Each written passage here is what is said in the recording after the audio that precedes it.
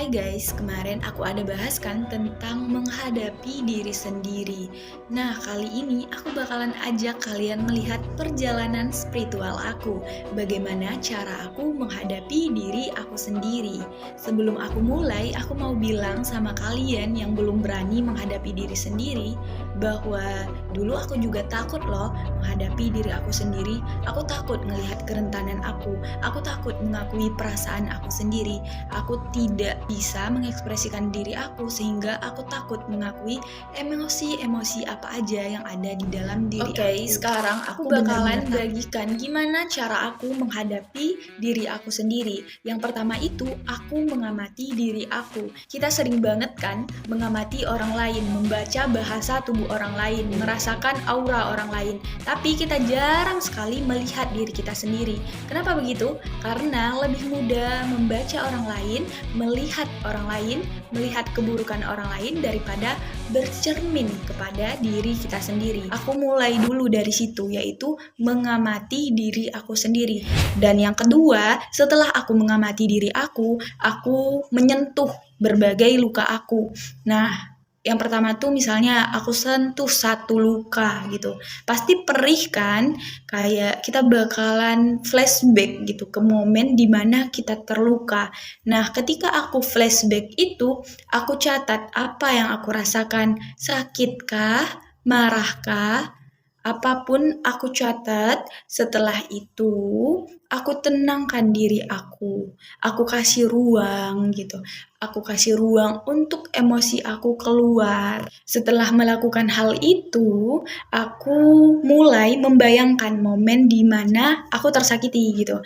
Ketika aku membayangkan hal itu, aku datang dengan versi dewasa aku dan memeluk inner child aku, memberikan apa yang dulunya tidak ia dapatkan. Setelah itu, pelan-pelan aku mulai sembuh dengan sendirinya. Karena luka yang kita lihat, luka yang kita sentuh, luka yang kita berikan kasih sayang, yang kita validasi itu bakalan merasa dikenali. Ketika mereka merasa dikenali, mereka akan tenang, sehingga kita akan mudah untuk memaknai pelajaran dari sebuah luka itu. Ketika kita bisa memaknai luka itu sebagai pelajaran, maka mulailah vibrasi kita naik, frekuensi kita naik, dan serta aura kita meningkat. Nah, ketiga, cara aku menghadapi diri aku adalah mengakui perasaan aku sendiri.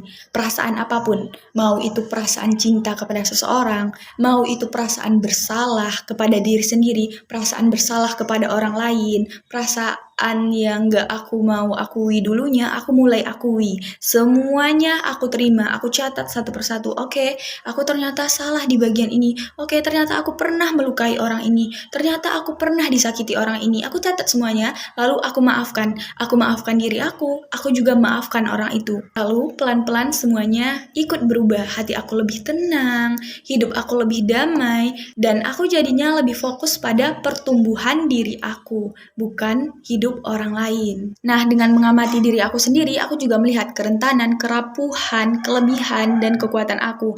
Jadi aku coba cari cara gimana mengolahnya, gimana mengolah kekuatan, gimana mengolah kerapuhan, kerentanan, semuanya aku cari cara. Gimana aku bakalan menjadi pribadi yang lebih baik dari semua itu. Aku jadikan bahan bakar untuk bertumbuh. Memang perjalanan itu bakalan menghabiskan waktu yang sangat lama. Waktu itu bakalan habis untuk kita mengeluarkan emosi-emosi yang selama ini kita tahan, yang gak pernah keluar bakalan keluar ketika kita berani menghadapi diri kita sendiri. Kalian bayangkan aja, kita menghadapi diri kita sendiri itu kayak kita menyelam ke diri kita sendiri. Ketika kita menyelam, banyak sekali yang bakalan kita lihat, dan semua hal yang kita lihat itu lorongnya masih gelap. Nah, itulah pentingnya kita menghadapi diri kita sendiri. Karena di satu lorong gelap itu, misalnya yang kita lihat luka, kita akui, kita sembuhkan, kita cari maknanya, kita bisa meneranginya. Kita mulai menyalakan lilin di sana atau menyalakan obor. Lalu setelah kita menyalakan obor di tempat itu udah terang, kita pergi lagi ke lorong selanjutnya yang gelap. Kita terangi lagi sampai ke dasar inti jiwa kita. Dan setelah itu, kita bakalan menjadi pribadi yang lebih tenang, lebih stabil, gak mudah terguncang oleh orang lain.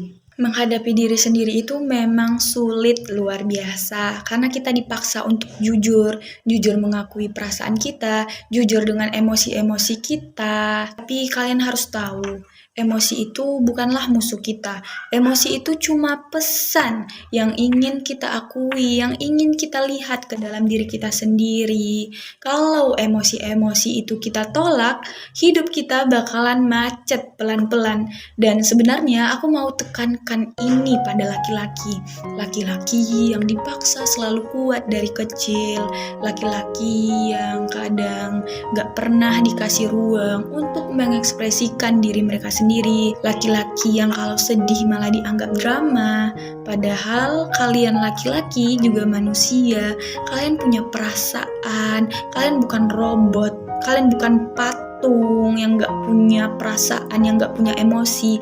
Kalian manusia, sama-sama perempuan. Kalian juga butuh ruang untuk mengekspresikan perasaan kalian. Kalian juga bisa retak kalau jiwa kalian gak punya ruang untuk bernafas. Dan gak ada sebenarnya di dalam agama Islam tuh mengajarkan laki-laki untuk mematikan perasaannya.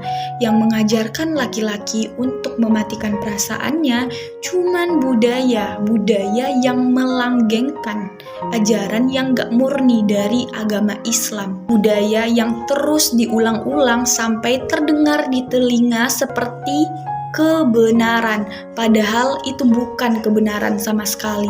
Aku memang bukan laki-laki, tapi aku tahu rasanya gak diberi ruang, gak didengar, takut dihakimi, takut nangis, karena kalau ketahuan nangis, nanti bakalan dibalas dengan amarah, pukulan, tamparan.